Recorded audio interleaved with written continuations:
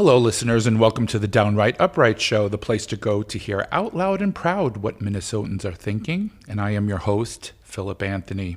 Thank you for choosing to join us today, and I'm hoping you are all doing fantabulous.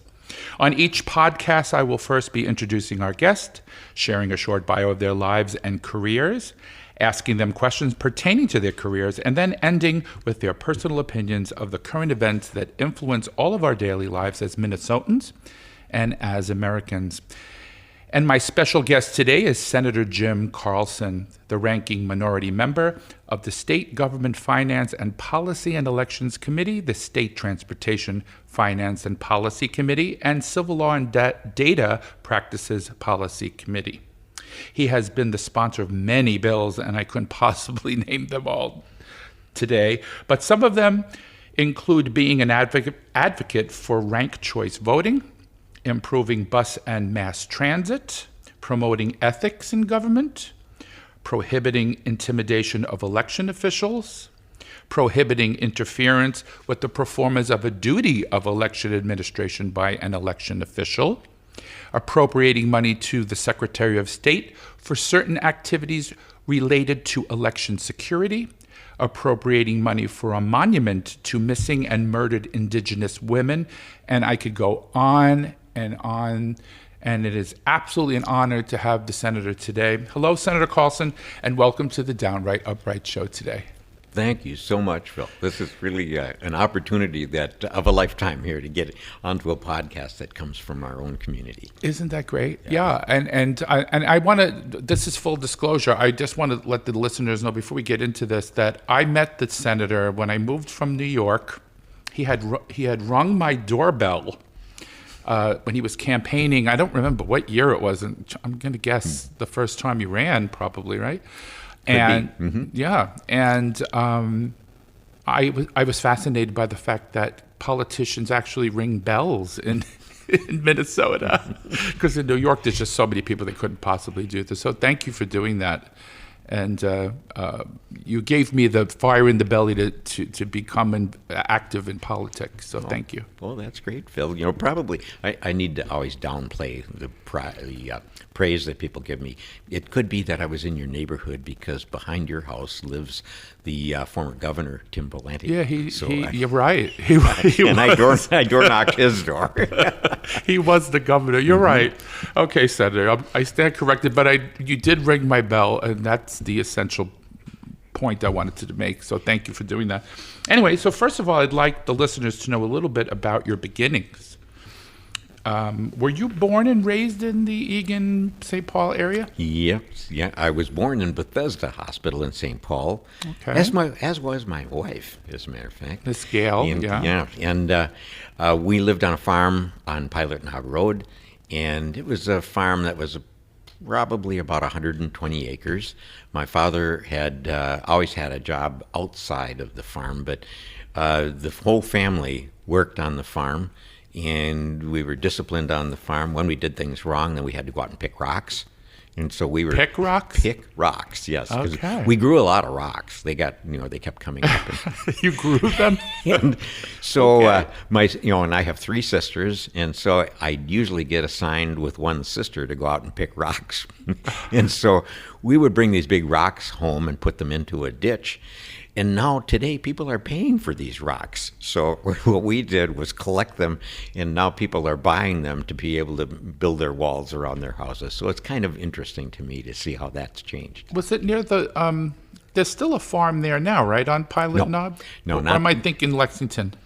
There's Holt's Farm, which is the only surviving farm that actually is raising anything, and that's more of a novelty. There is a property of where behind the Capone property, there's a farm there that belongs to a family that has been here for about 150 years. And the last person still owns it, and we would like to turn that into another Holt's Farm Memorial Farm. But the farms are gone. Man, yeah, that's... and from what I'm hearing from everyone in this area, that Egan has the best soil in the entire state of Minnesota as far as that thick, juicy, dark soil that you need to grow great crops. It varies because we're a hilly area, and the hills are actually a result of the glaciers coming through and melting and then withdrawing a bit more. So there's some bad places in Egan. Okay. You live near one of the better places, which used to be called the Gardens of Egan, which was an organic farm. It's right across Diffley from where we are. Okay. And when that was sold, the Diffley, Marty Diffley, who I went to high school with. Wow. You mean so the actual Diffley is, you knew him? Yes. Well, there was several Diffleys, yes. Oh, wow. Look and at that. Marty moved down to Hampton and started his organic farm down there. Still kept it called the Gardens of Egan. And then he's since sold because he's about my age now. But wow. Yeah. So there's a lot of history there. And you went to college in St. Paul too, right? Yes. I went to Minneapolis. It was University of Minnesota for an engineering degree. Okay. And I also, before that, went to Dunwoody Institute for a machine design degree or certificate. Oh, weren't you an engineer Yes. as well? Yep. Yeah. Wow. Once an engineer, you're always an engineer. Yeah, So. I guess so. Yeah. Okay. So when did you realize that you wanted to enter public service? Was there a particular incident or some event at that time that prompted you to want to be in government?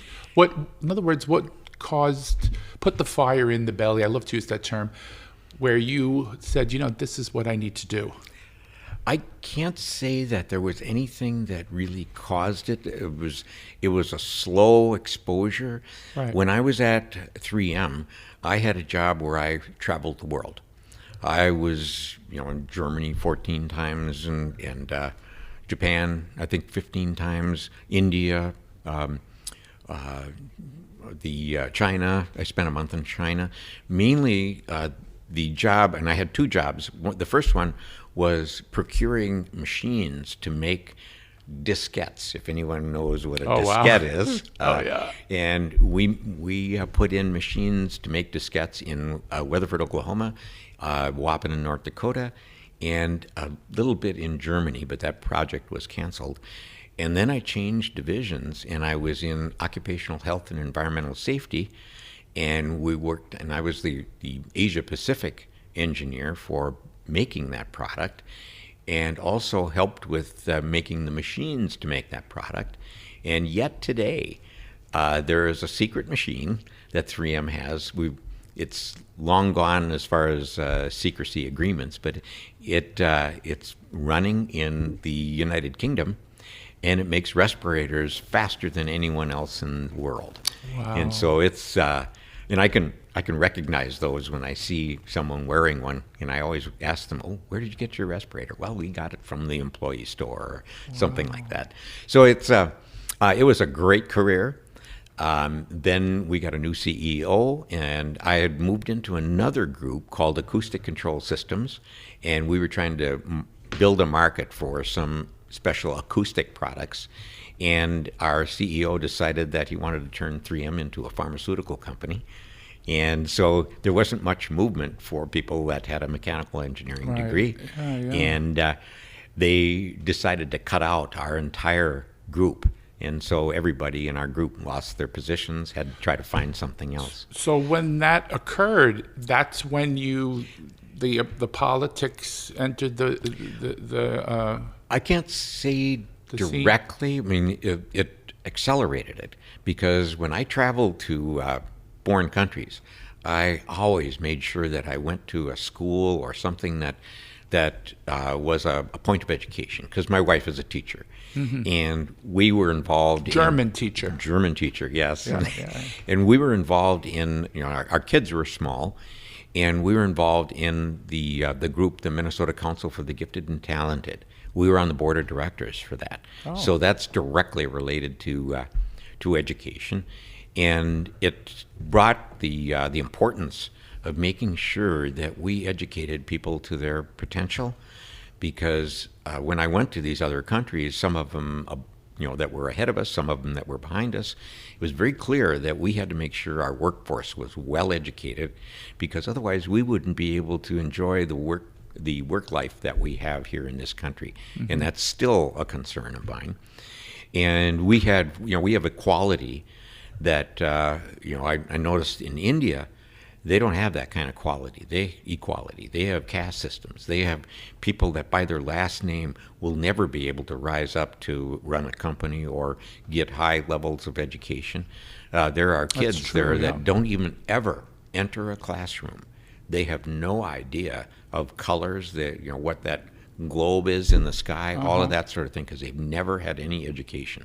So that's what I see the difference here between the American system and the United States system and the Indian system, is that we don't have the castes here. We do have discrimination, and that's what set my attitude against discrimination. We have to have everybody have the same opportunity to get educated and have a rewarding position in life. Exactly. So when I left 3M, and we talked just a bit about Paul Wellstone, and I didn't know much about him. But I wrote him, and I wrote Mark Dayton and a couple of other senators at the time when we were talking about going into Iraq. And I wanted us not to start a war. And I got a message back from Mark Dayton. I didn't get anything back from, I think, Tom Daschle and a couple of others that I wrote at the same time. But I got a wonderful message from Paul Wellstone. And that was on the 25th of the month that he died. The same day he died, I got a message from him. Now, I know that it's written by staff, but that doesn't matter when you're seeing that. And what a lot of people may not know is that his daughter was actually going to teach Spanish at Egan High School. Oh. She was going to replace a woman who was going out on pregnancy leave, and so she had already arranged everything, and she was going to take over right after Thanksgiving. So they even had a baby shower for the woman that she was going to replace, and then I believe her name is Marcia. She was killed. So that ended it. But she was going to be teaching Spanish at Egan High School. So a lot of those things got close to me, and then I had the opportunity to go up to the Capitol with a friend of mine. My best friend is Paul Anderson, who used to be on the Supreme Court, and we did a lot of bike riding together. And at those years, we had the commitment that we were going to ride at least once a month all around the year. And so that month we decided to ride up in St. Paul, and we went to the gathering on the Capitol steps where they were recognizing Paul Wellstone's death. And I had one of those letters with me, or a copy of that letter that he sent me, and we decided to ride down University Avenue to his office, which was down near Raymond, and I pinned it onto the fence down there, that letter on there. And I would have to say that was the change in my interest from being a supporter to being an activist. Mm-hmm. And then I worked with our former senator here, Deanna Weiner, to try to find somebody to run for the House. And I interviewed as many people as I could, all the people on the city council in Egan, people that I thought might be interested.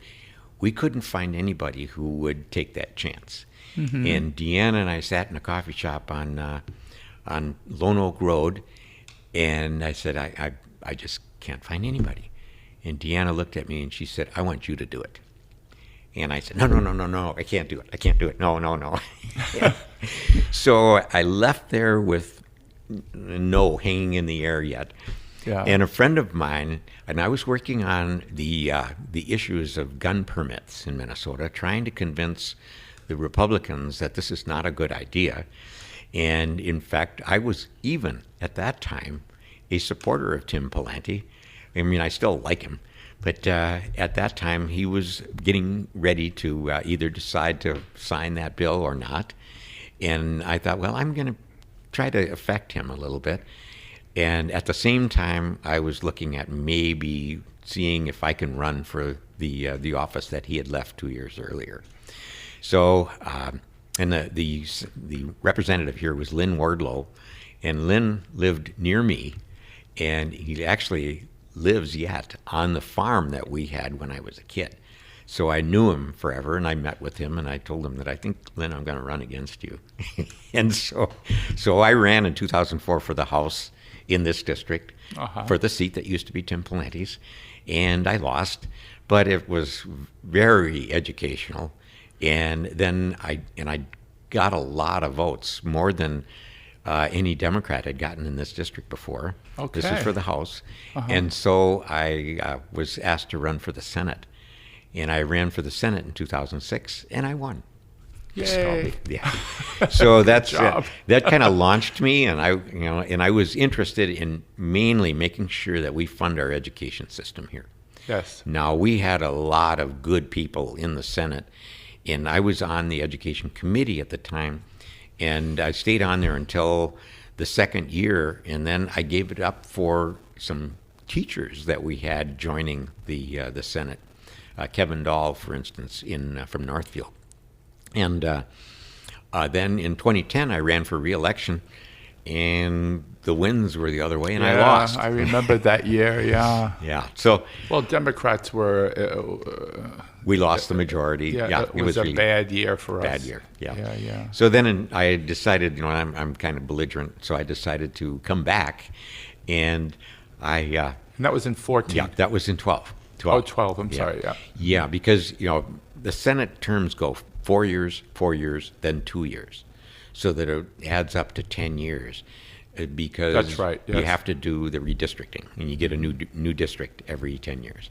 So, I ran in 2012 and wound up winning again. You won again. So then in 16, and actually I could say in 2012, my race had the largest expenditure of what they call independent expenditures in the state of Minnesota, because they didn't want me to take the seat back. And they spent what now seems like a paltry amount, but it was $278,000 spent by both sides to keep me in or keep me out. And now that's what just one candidate will spend. I mean, now you've got $1 million races. So it's really gotten very polarized and very expensive. And because of what's going on now with the federal elections, they're starting to concentrate on state elections more, because they believe, quote unquote, that they can if they get the right people in there, they can pick the electors they want to send to Washington to vote for president. So that's why this is becoming a very important election locally for Minnesota, because we need to get the Senate back very desperately. We need to hold the House, and of course, Governor Walz, I think, he just did a great job. I don't see anybody. Oh, who's the?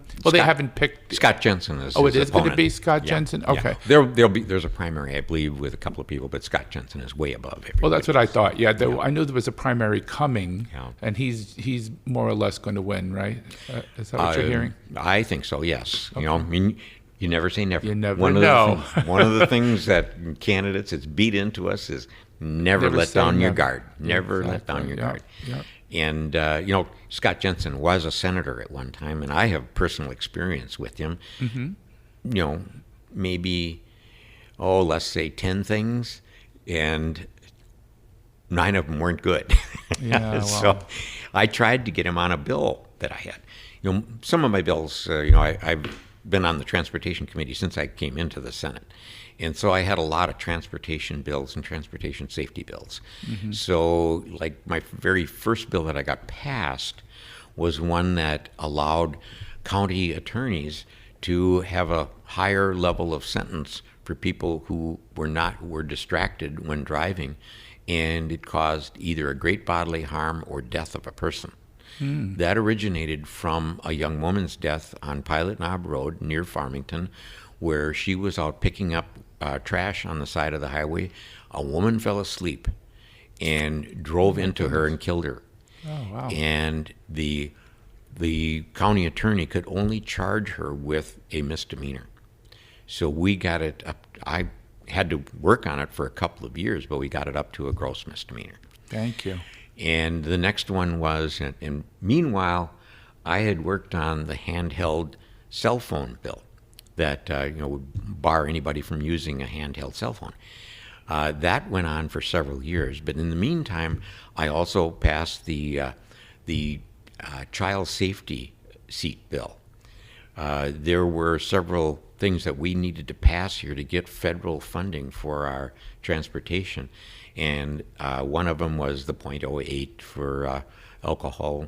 One was graduated driver's licenses. One was the safety seat, infant safety seat, or let's say child safety seat, because it's up to 7 years old or 48 inches tall.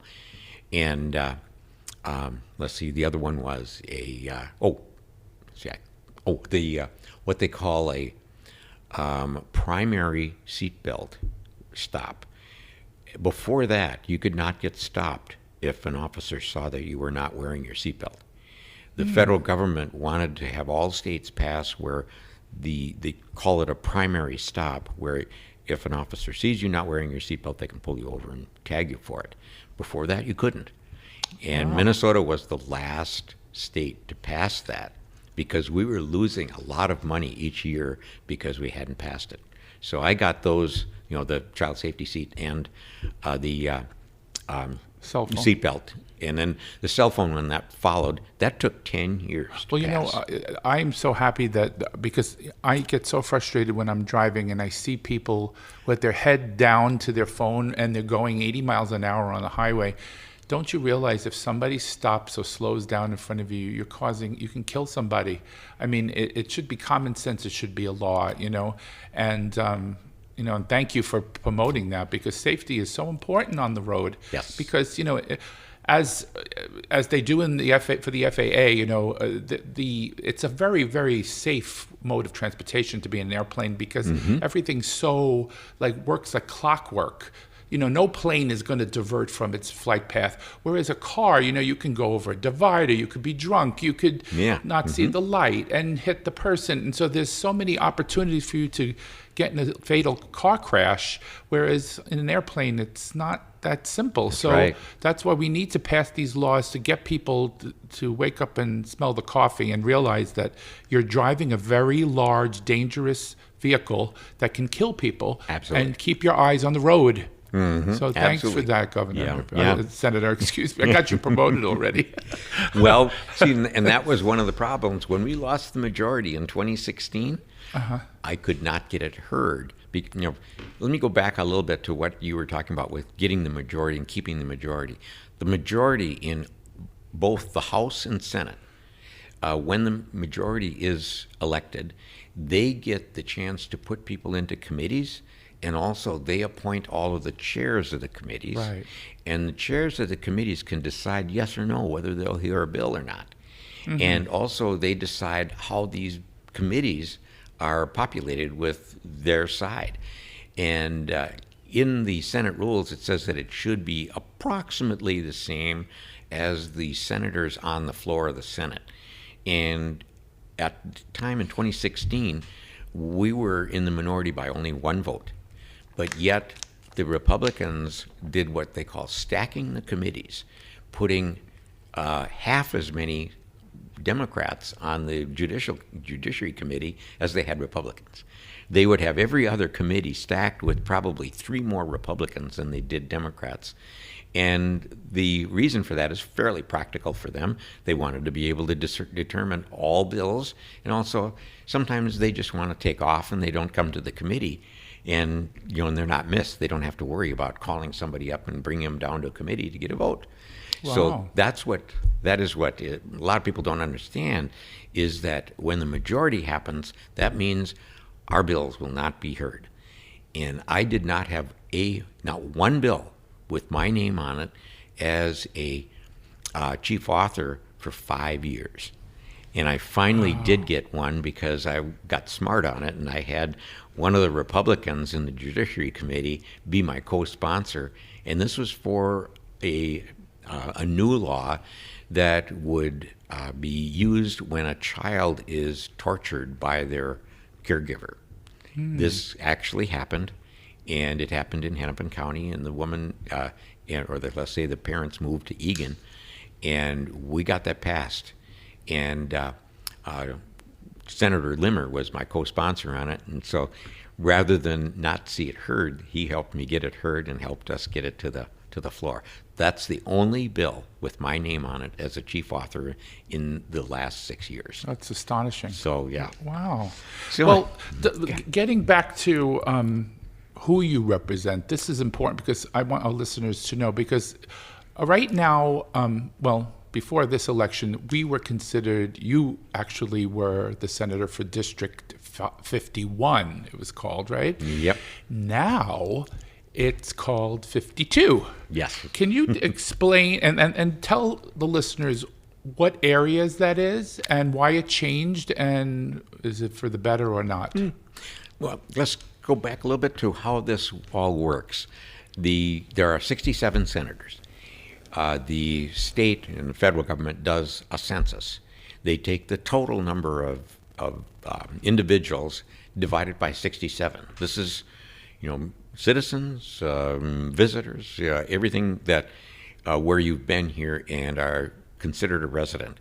They divide it by 67, find out what the number is there, and then they try to divide up the state into districts that match that particular quantity. And they also want to make sure that they use, rivers for borders, and they get an entire city if possible, and a few other, secondary things. But and then they want to ignore the senators and representatives who happen to live in that real estate. So sometimes a senator will get paired with another senator, or a representative with another representative, and they can choose to either move, to quit, to retire, or to go to a primary. And that's where we have a primary on the A side of Egan right now that includes part of Burnsville. So when they redistricted, I went from, and I like to call it Area 51, went from Area 51, which included about a third of Burnsville, a little bit more than a third. It had Highway 13 all the way down to Savage, to the Savage border. And then it had most of Egan, but not that part of Egan that's north of Lone Oak Road. So the Vikings facility was not in my district, even though that's in Egan. Then, and the rest of Egan I had. Well, when they changed, they cut off a couple of precincts in Burnsville. Those went to Senator Lindsey Port. I had most of Egan again, except they cut off a precinct, and in the south part it would be that part of on the east side of Pilot Knob Road that includes Lebanon Hills. So that's no longer my district. And then there's a kind of a jagged border that goes towards the Rosemont border down there. So, but they added the precinct that is north of Lone Oak Road and all of Mendota Heights, with the exception of one little chunk that's still going to be Senator Matt Klein's, and the city of Mendota as well. So those are the new people that I have, and those are the people that I have to go out and meet. And so that's where I go door knocking. Because they don't know you, so you got to introduce yourself. A lot of them don't. I know some. Some have been. Okay. Some of that was Deanna Weiner's district before I came onto the picture. And so they've always missed Deanna, so they're waiting for Deanna to come back. For our listeners who don't know, would you call that process of dividing gerrymandering? Is that the same thing, or no? Gerrymandering is finding out where all the Democrats might live, and then manipulating the borders to include those Democrats. Okay. And and that's what's happened in some of other states, and that happens when one party, now they say it's both parties do it, and maybe they do, but when one party gets We're not good control, at it, though. well, see, we've never had Since we went to a party-backed legislature, we've never had one party be in charge of all three houses when redistricting came. Okay. So if the Republicans would be in charge of it, they would gerrymander to suit themselves. If the Democrats would be in charge, they would gerrymander to suit themselves. So what happens, and all three of these entities, the House, the Senate, and the governor, must agree on the new district. Oh. So when there's one of them that's in a different party, you can't agree, and then it gets sent to the Supreme Court.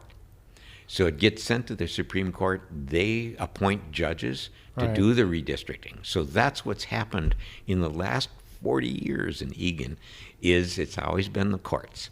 Okay. And they are, I would say, they're pretty good at not gerrymandering. They Yeah, could. that's They what could do I it, heard. but Yeah. But I can't complain about my district now. When we redistricted in 2012, I went and testified before the redistricting panel, Yeah. and I said, you've cut off Egan Precinct 1 that's north of Lone Oak Road. Please tear down that wall. They didn't, but that's Cute. that has stood since then. Well, speaking of District 51 to 52, what are some of the many accomplishments you have achieved for the people of 51/52? Do you prefer to call it 52 now? Yes. Yeah, we can call it 50. We can, but the accomplishments sometimes are What are you the most proud of, basically? related to the school district. 196 is the largest school district here, and they have, I think it's 28,000 students now. So a lot of my attention is paid to Egan High School and 196 district. Mm-hmm. I also have 191 in Burnsville and 197 in West St. Paul. That's the Two Rivers High School. Mm-hmm. And in each of them, I've done some things. They might be a little bit vague to understand. We did a tax issue with 191. I door knocked for 197's their referendum, because they have a hard time getting referendums passed because they have a high degree of students that do not go to public school there. They go to private school. So they have a hard time passing the referendums. And we did get a referendum passed a few years ago, and that took a lot of work. And I did a lot of door knocking in the Egan part of 197's district. Right. With 196, oh gosh, I did a lot of phone calling and things in the past. Right. And that was, I graduated from Rosemount High School, 196. Oh, okay. And I even had one of the flyers because my parents were the same. They did door knocking for the 1952 referendum for the new school. Right. At that time, let's say 52, the class ahead of me was about 40 kids, maybe not even that, 2 classrooms. My class was up around 80. Oh, wow. And they knew they In had one classroom, you had 80 no, kids? not in the classroom, Oh. just in a class. So okay. we had to have 3 first grades. And Well, even then yeah. it was tight. But they built the school for me, the 1953 edition. And then when they needed to, when we were transversing into junior high, they called it at that time, not middle school, they built the new school for me, and actually built separate elementary schools. And then I graduated in 1965, and the school that's down in the valley, now Rosemount High School, they built that for me. So, wow. And we had 100, we graduated 100, and the class ahead of us was only 45. The class behind us was like getting close to 200. This year, the 196 graduated 2,100 students. So it's monstrous now. Yeah. And- But I heard, correct me if I'm wrong, the Egan, Apple Valley, Burnsville, Rosemont, that school district is probably one of the best districts in the whole country. Absolutely, From what I'm yes. hearing, the education system is amazing.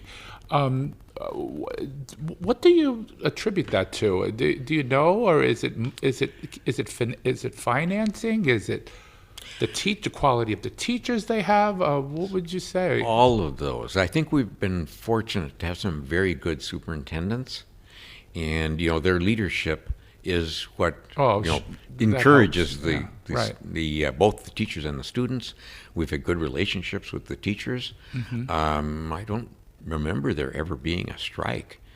When at my level, we go to liaison meetings with the administration, and they're always very supportive of the teachers, very supportive of the principals in the different school buildings. They take advantage as much as they can of all of the latest information.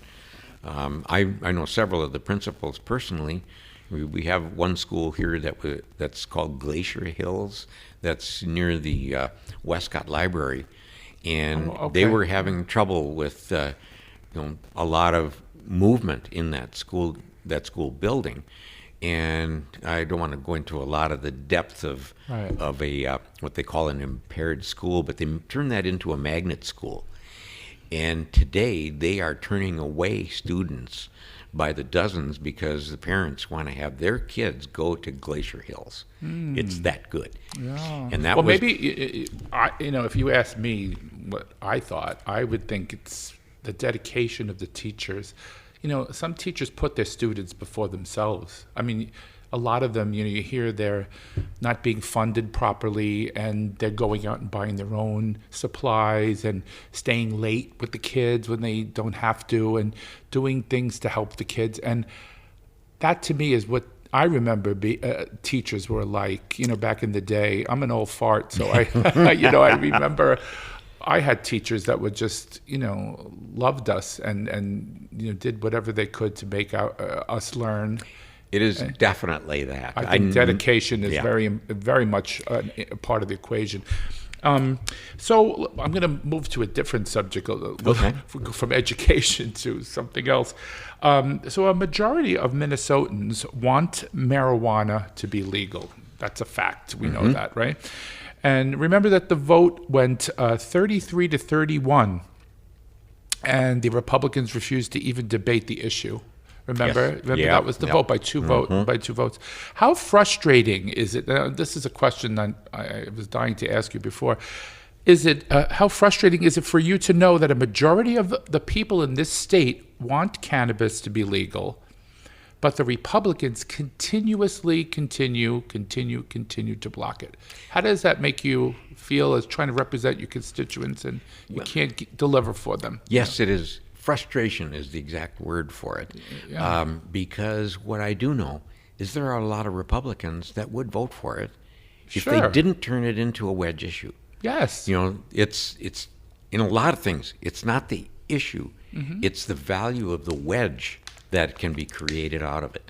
And that's for actually choice also. There's a lot of things, policing, many things like that. They're turning these things into a wedge issue. Political issue. Yeah.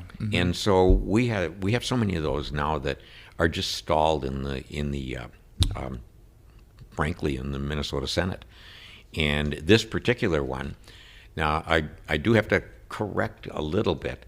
This failed by more than 2 votes because it was a movement to try to take it out of a committee and bring it to the floor of the Senate. And that requires a supermajority. So it actually requires 41 votes. And we tried to do that. We tried to bring it from committee to the floor because they wouldn't even hear it in the committee. They wouldn't pass it out of the committee. They wouldn't bring it to the floor for a vote.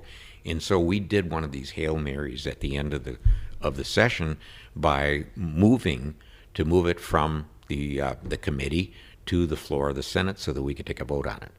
And that's the procedural vote that failed.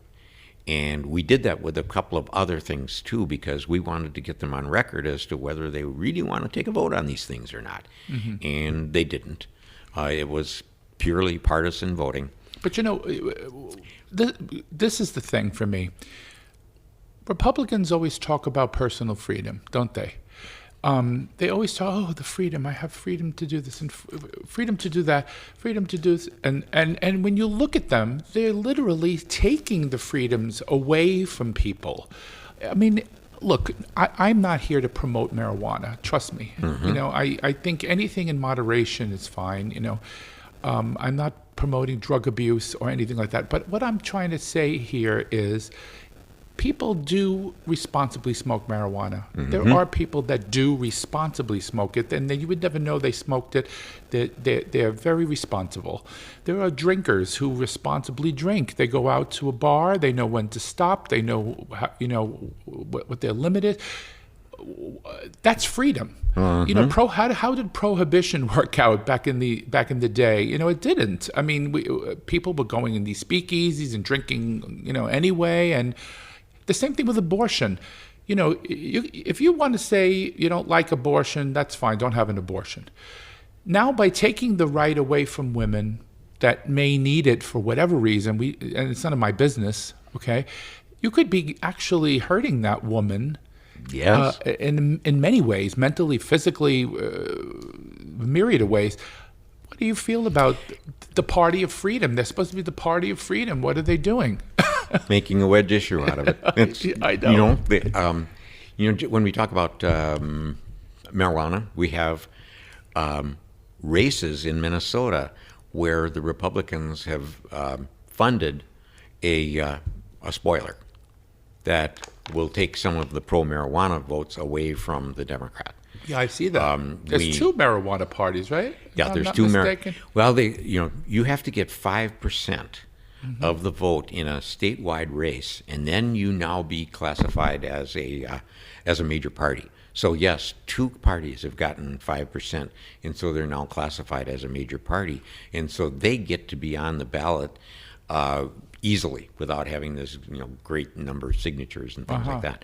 So we did have those two parties, but I would say that, and I guess I can say it right here, that we had the Republicans funding vote spoilers. And if someone would say, no, we don't do that. They did do that with Kanye West.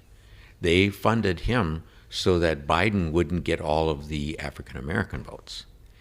Wow. Yes, and his entry... I remember that, yeah. Is that the reason why they did that? Sure, yeah. Oh, goodness. His entry in Minnesota was paid for by the Republican Party. Oh, God. That was his fees. Okay, so let's say that's settled. That question is settled. Well, then we have the 2nd District running against Angie Craig. We had a fellow named Adam Weeks that was running against Angie. He was being sponsored by the so-called legalized marijuana party. Unfortunately, he died. And the Republican opponent is Tyler Kistner, and he was counting on that person taking votes away from Angie. And when he died, Tyler wanted to have the race postponed until February. I remember that. Yeah. Yes. Yeah, that was last election, wasn't it? The last time she ran. That's right. Yeah. Wow. And actually, if you look in the Constitution, you can't change the correct that election. But didn't they do that recently in Georgia with what's his name that's running against Raphael Warnock? Herschel Walker. Herschel Walker. Okay, they think just putting an African American person in there to because Raphael Warnock, first of all, he's a pastor. He's amazingly intelligent. He's a man of the people. He's just so popular there. They said, well, we got to siphon off some of those black votes and let's put in Herschel Walker. And I think that's very insulting to African Americans who understand their struggles and what they need in their community. Did you hear what the things he says? If you want to know about Herschel Walker, just go on YouTube and watch some of the interviews. They're hilarious. It's like he's a joke. It's at least put somebody with half a brain. It's like he allegedly abused, was his wife or a girlfriend or something, and something like that. Yeah. His word salads are just infamous. I mean, he just says things that. He talked about China. I don't know. Maybe you could help me with this one. He talked about China polluting, and then the air is moving. The air comes over here. We have to clean it up. And now we have to clean the air because it's. I'm not even making this up. This is what he said. Yeah. So I don't know. Anyway. Well, but locally now, we we had someone that tried to get in to replace Adam Weeks, and that all failed. And of course, the Republicans are now saying that we tried to do something unconstitutional, but really it is constitutional. It's the federal government that dictates federal elections. Absolutely. And we did have a bill passed because of the Wellstone death where we could postpone an election. But, and I'd say that we had an error in that bill, that we also thought that we could do it for federal elections, and that's unconstitutional. It's right in the Constitution. So the court did decide that correctly. It was not Steve Simon or anyone in this state that did it illegally. Oh, yeah, well. We made a mistake. Anyway, so the next question I'd like to ask you, now this comes from personal experience. As a cis gay man, will you ever introduce a bill to codify marriage equality in the Minnesota Constitution, or is it already in there as it is written now? Well, right now it is legal. It's Yes. legal, but it's federal, though, right? Or is it in the Minnesota? No, in Minnesota. And this is where I need to tell you a little anecdote about it. That I met a woman in Egan over on near Black Hawk and Diffley at a car wash there. And I talked to her a bit, and I said, how do you like living in Egan? And she said, it's nice, except that it's not friendly to same-sex households. Now, oh, really? Okay. And I didn't know exactly what to say to her, and I asked her if she was involved in things like Out Front or anything like that, and she said no, mainly HRC, the Human Rights Coalition. And her name was Rebecca. I also knew Scott Dibble from the Senate, and Kimberly and Rachel, that I met. Kimberly went, she was in a car that went down on the 35E or 35W bridge. Oh. I got to know them real well. Uh-huh. And so wasn't the anniversary just yesterday of yesterday? Yes. Yeah, it was yesterday. Yeah. Wow. And I have a note. I sent a note to Kimberly that I'm thinking about her today. Yeah, well, tell her that Philip Anthony also. I will do that. Sends his love and prayers and thoughts, and it was a sad day. I'll never forget that day. So anyway, go back to the day that this came up for a vote, and I stood up in the Senate and I gave my speech about it. That this is the culmination of my education on. I don't remember exactly how I framed it, but I said I want to thank all the people that have taught me, and I named Rebecca. Now this was in 2014, I believe. Named Rebecca. Several other couples. I didn't do you because I don't know if I knew Bjorn at the time, but and I said, and of course Scott Dibble and Richard, and so and then I sat down, and that's on YouTube right now, that speech, because I put it up there. But then when we had the vote, and what we do is they call the vote, and you push the green or the red button, and the video that's on on TV, if you're monitoring it on TV, goes to the board. They show the board, and it shows all the votes being tallied, and there are 67 senators. So the 34th vote means that a bill passes. Right. So I waited until it was 33 on the board, and then I pushed my button. Oh. So I'm claiming that I passed that bill. Oh, wow. Great. So, thank you for that. And a lot of people don't know this, but our federal representative, Angie Craig, is also part of the LGBT community. Yep. And we thank you for, and I'm sure she thanks you for that. I would love to interview her. If you ever can connected with her, I admire her. I really do. Oh, gosh, yes. In fact, she's having a fundraiser in Egan here, August, and I have to look at my calendar, but hopefully I'm not working that day. I would, I mean, I know her very well. Okay, and, well, you pass it off. Okay. Let me know. I'll do that. Yeah, because she is she's a hero to me, because I've never had anyone in my life. I'm 62 years old. Never had anyone in my life ever represent me, ever. I mean, there's been people in other states, other cities, whatever, what have you, but never had an LGBT rep that represented me in any capacity, whether it mayor or whatever.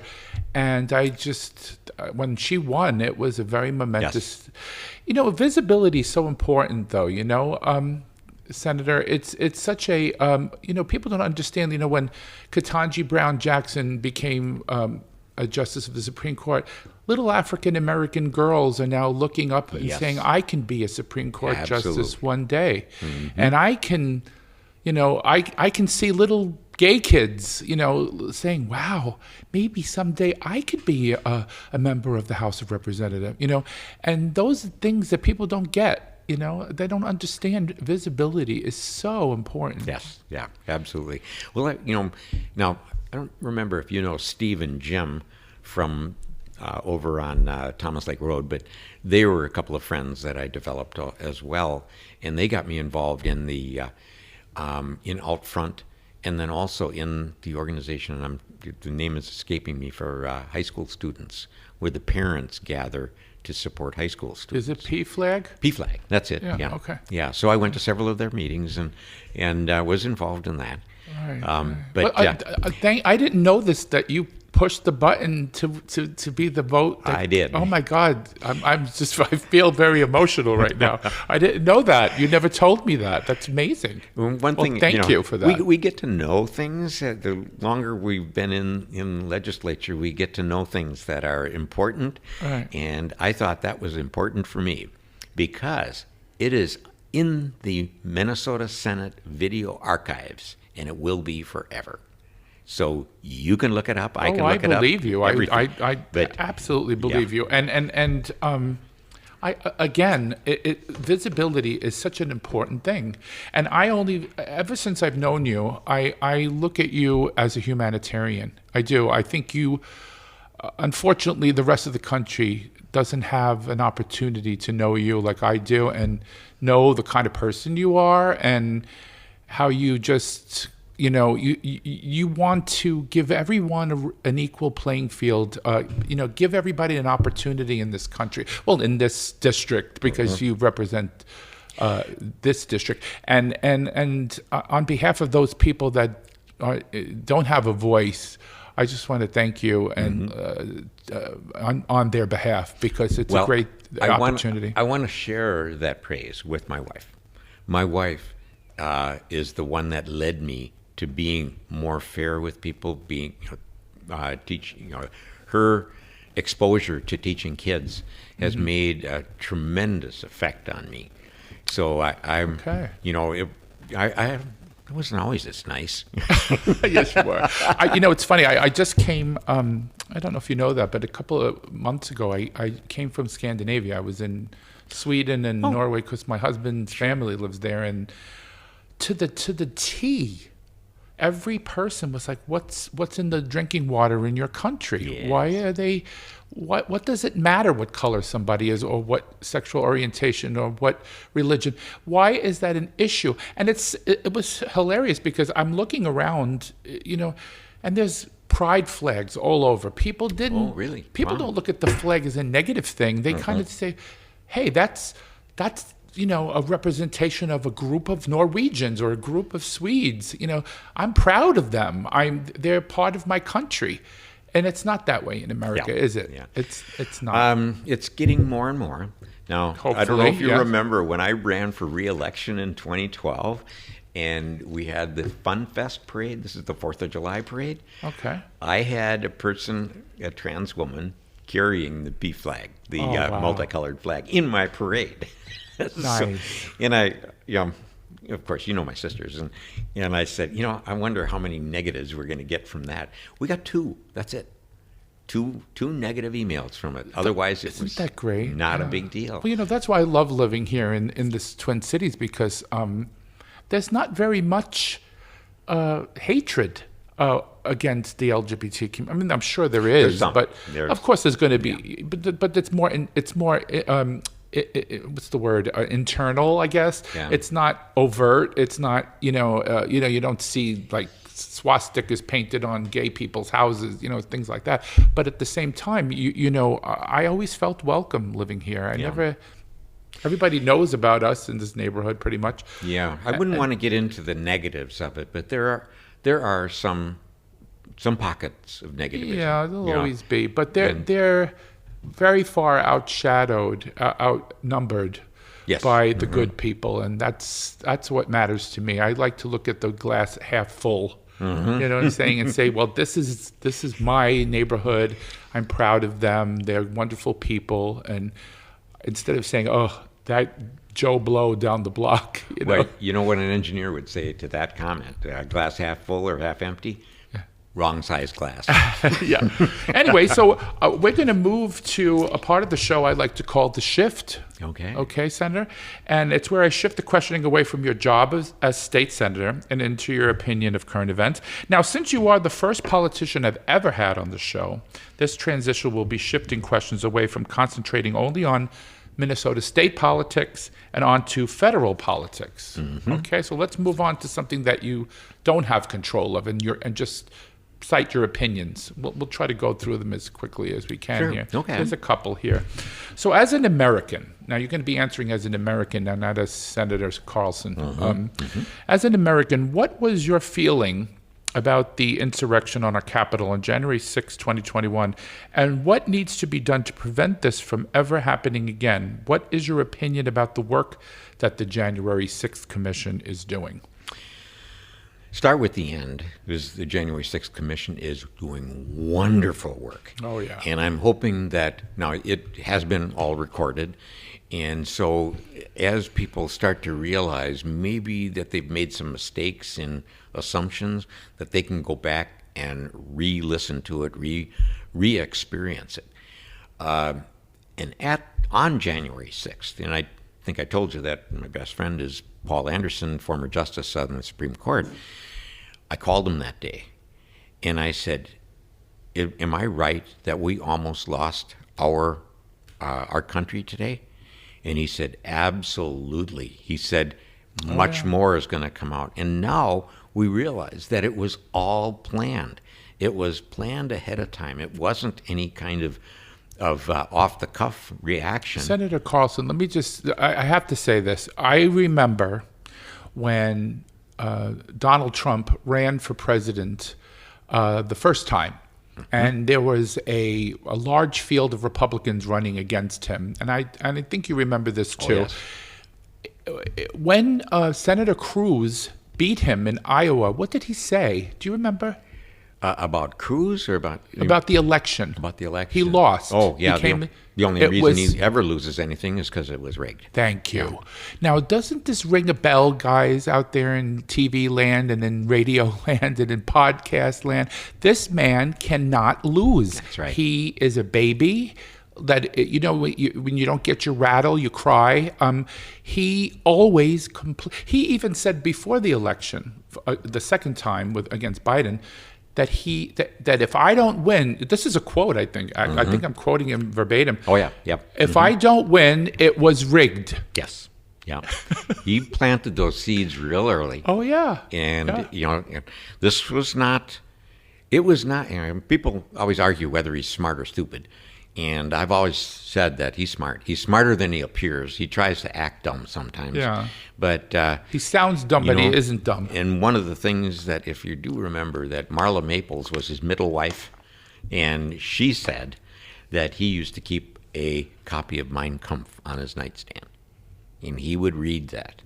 Now, if we want to go deeply into what's going on, is he is so much like Hitler and like Mussolini, and people don't realize, even people that are in levels of, let's say, levels of admiration, they have not looked at what this guy is really like. Yeah. And, of course, my wife was a German teacher for 34 years. Right. So she knows what fascism is. Yeah, and he correct me if I'm wrong, in Mein Kampf, doesn't it say if you repeat a lie multiple times and keep saying it's true, people will start to believe it? Is that why he thinks he can keep doing this? And the bigger the lie, the easier it is to promote.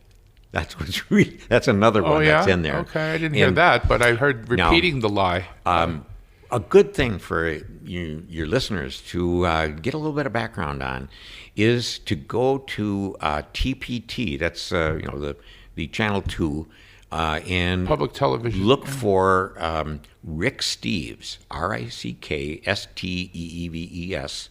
Rick Steves is the travel. He's the guy that always does travel to Europe and all that sort of thing. Look him up, and maybe Google Rick Steves and fascism, and you'll get a 1-hour program that has only been aired here in this media market once that I'm aware of, but it's free online. I have a DVD of it as well, but it's the history of fascism in Europe, and he goes through Mussolini, he goes through Hitler, and it's just incredible. First of all, the facts that I learned from that DVD. Rick Steves is a very credible source, Well, too. when we finish this podcast, I would love you to write it down for me so I can take a look at it, because it sounds really intriguing It to is, me. yes. Because I'm afraid, literally afraid. I mean, because the day it happened, I was home alone. It was during COVID. I remember sitting by myself, and all of a sudden, like, I saw cops beating trying to beat these people off, and then they broke through the gates, and they're hitting them with flagpoles and spraying them, and they're supposed to be pro-cop, and I was like, is this a banana republic? Is this America? I mean, because we were always the foundation of democracy in the world. Countries looked up to us and said, wow, just to be like America, And now I'm afraid that we're teetering on autocracy or dictatorship or some awful form of government like that. So I hope people out there listen and vote like your life depends on it. And realize how close we are to that tipping point, because we are very, very close. And if you really want to study it, you need to look up things relating to the takeover of Germany. Now, we always we look down our noses to the Germans because they say, I didn't know. And I didn't know that the Holocaust was coming. I didn't know that the Holocaust happened. Well, the thing is that they maybe knew, and actually my wife says they knew, but they just didn't believe it. They didn't believe something that terrible could happen in their country. Exactly. That's what happened. But if you look at German history, the burning of the Reichstag was it kind of conjured up that thought in my mind when I was watching that on television on January the 6th. I'm saying, oh God, the president sent those people there and said, fight like hell because you won't have a country anymore. Yeah. And guess what? We almost didn't. And it was the opposite that that would have been true. If we wouldn't have a country anymore, we would have a autocracy like China and Russia and other... Or worse, yes. Or maybe even, you're right. Because now, you got to remember that when you talk about Hitler, you always think of the Holocaust. Okay? Holocaust. The killing of Jews, and not even just Jews. It was the Slavs. Anybody who they were afraid of, including gay people. They put them into put pink triangles on triangles, and they actually, towards the end of the war, they put them into the Sachsenhausen concentration camp, which is just outside Berlin. I've been there. Oh boy! And that's where they put gay people. Oh geez! And it's very very disturbing if you go to any of those camps and see the background of them. But what has actually happened here, and we talked a little bit about the fascist Mussolini and the fascists in Spain. And after World War I, the people who lost, Germany lost, Italy lost, the Axis powers, they had a lot of people that were now unemployed. They were soldiers that were unemployed, some of them. And what they had was they had a lot of criminals that did the fighting for them, and they started to align together. And when they got stronger, they called them brown shirts. So today, we're actually thinking fascists were, that yeah. some of these people are brown shirts. Well, then they got allied eventually they got allied behind a guy named Ernst Röhm from Germany, and they were now called the black shirts. And the black shirts turned into the SA, and those are German words that I don't remember. But then Rome, Like the SS? well, Similar? hold on. And then they aligned with Hitler, and the SA became the SS. Okay. So, Yes. yeah, I knew that was coming. Yeah. And then Hitler had Rome killed because he thought he was too much in competition with him. Oh. And then Hitler took off with his plan for fascism. Now, what happened in 1923 on November 9th of 1923 was the beer hall putsch. A lot of political discussion happened in beer halls. And what they did is they went into this beer hall in Munich, and they had hundreds of people, and they were going to try to overtake the government in Bavaria. The police overcame them, and they tried and put Hitler into prison, and that's when he wrote Mein Kampf, when he was in prison. And he got out, and that's when he allied with the National Socialist Workers' Party, and they were now called Nazis. Yeah. And so that's how that all progressed. And Hitler managed to convince the chancellor that I want to be powerful, and became his second in command. And then they had an election to combine the two positions to chancellor, president and chancellor, and it was more or less a referendum. Right. And that's the only thing that Hitler ever won legitimately, was that referendum. Wow. And it wasn't by majority either. Okay. So then Hitler now was in total power, and he built on getting building more power, and he had people Scary. killed right and left, government people killed right and left. Scary. It's so scary. When Very you think scary. about that, and when people say that could never happen again, don't say that, because it almost happened. That's right. But Yeah. anyway, we're coming to the close of the show. I just Yeah. wanted to ask one prediction question of you, because I love to pick your brain, because you're so enlightened about things like this. But what is your opinion of, do you think Biden and Trump are going to be running against each other? Are those the two candidates you see? Or what is your prediction for the Democratic candidate against the Republican candidate? That's a difficult thing for me to answer, because I don't want to show any non-confidence in President Biden. I think he's doing a great job. The right is doing as much as they can to make him look bad, to make him look old, to make him look feeble, all of that. So I think that has to happen, as it's going to play out. I tend to think that maybe he will step down, because when we get to our age, we do want to have somebody replace us that can carry on. So I think he may want to do that. I would support him until the moment that he does. Well, yeah. Trump, I think, is going to be charged with and convicted of a felony, so he'll be taken out of the possibility of ever running for president From again. your mouth to God's ears, I hope you're right. He has to be. I think, the more we go on here, and his support is falling like a rock now. That's what I'm hearing, yeah. And Well, there's always going to be somebody. There are people that think we didn't go to the moon. There are people that think that, the world is flat. They think that Sandy Hook didn't happen. Oh, yeah. All of those kinds of things. So, we can't rest that we're going to be convincing everyone. Right. All we need to do is convince the people that can think, the people that have critical thinking skills, the people that are growing up in this and afraid that their freedom is going to be restricted.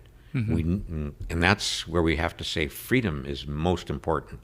And freedom is not their freedom, it's our freedom. That's the way I want to end this show, because the Democratic Party is the party of democracy and freedom. And if you don't get out there and vote, and then something doesn't happen the way you want it to happen, you only have yourself to blame. That's right. And Yes. so, unfortunately, we've come to the end. Is there anything else you wanted to finish with that you didn't get? We're trying to get everything in Yeah. this short period of time. Just one funny story. Everybody should, go to the Secretary of State's website and register to vote.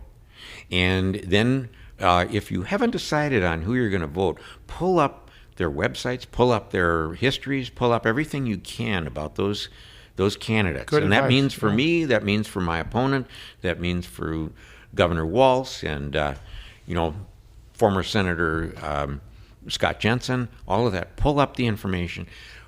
But maybe before you do, write down your own values. What do I value? Do I value this? Do I value this? And then find out who actually aligns with that. Mm-hmm. And then go ahead and vote. And that's where we need to get people out to vote. And that's the biggest thing that I want to make sure that we do in this district here is get everybody registered Yeah. and everybody out to vote. But I do want to say one other strange thing is I don't think I have anything to worry about. But the name Jim Carlson is not unfamiliar. I have several Jim Carlsons in this district. And in 2012, when I ran, most people have forgotten by now that there was a candidate named Jim Carlson on the presidential ballot. He was one of the seven people that ran for president of the United States and was on the ballot. And we had people in Eagan who went down the ballot and voted for maybe Obama or maybe somebody else, and then they saw the name Jim Carlson, they voted for him too, and then they went down to the Senate race and voted for me. But because they voted for two presidential candidates, their ballot was considered spoiled. Now, most people don't remember Jim Carlson until I tell you that he was from Duluth. He was a drug seller. He had the place up there called the Last Place on Earth. Oh, boy. And he was, they did a search warrant on him, and they found a bunch of cash and drugs in his place. Well, you're not that guy. No, I'm not that guy. You're not that I'm guy. not that guy, but I don't want And ballots believe me, spoiled listeners, either. he's not that guy. Anyway, thank you so much, Senator, for coming on the show today. You've made it so much fun, and you're just. I could talk to you over and over. I mean, we only have this hour and a few minutes to do the show, but we've tried to get all the information out there that we can to the listeners. And for more information about Senator Jim Carlson, you can follow him on Twitter, actually, at Senator Carlson. Is that right? Senator Carlson. No spaces. And also on Facebook, right? Mm-hmm. You're on Facebook as well? I'm on Facebook. I have a couple of accounts on Facebook. Yes. Yeah. And so, again, thank you. And thank you, listeners, for joining us today. And please stay tuned for more of the Downright Upright Show in the future. And ciao for now. Thank you. Thank you.